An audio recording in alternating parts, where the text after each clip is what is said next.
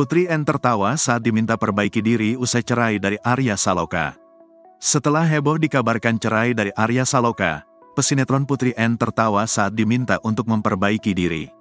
Nasib rumah tangga Putri N dan Arya Saloka memang masih terus menjadi perbincangan hangat publik.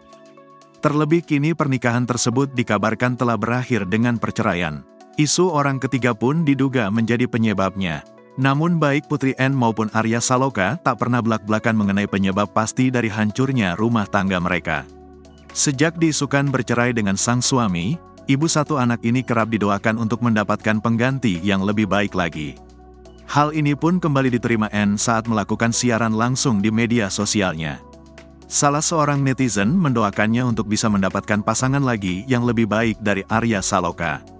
Namun di samping itu, ia juga berharap Putri N juga berusaha untuk memperbaiki diri. Perbaiki diri mau biar dapat yang lebih baik lagi, ucap Putri N baca komentar. Akan tetapi, pesan tersebut membuat Putri N terdiam.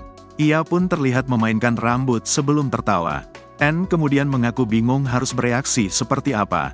Nggak tahu gue mau jawab apa, diam aja, tutur pemain sinetron tukang ojek pengkolan itu.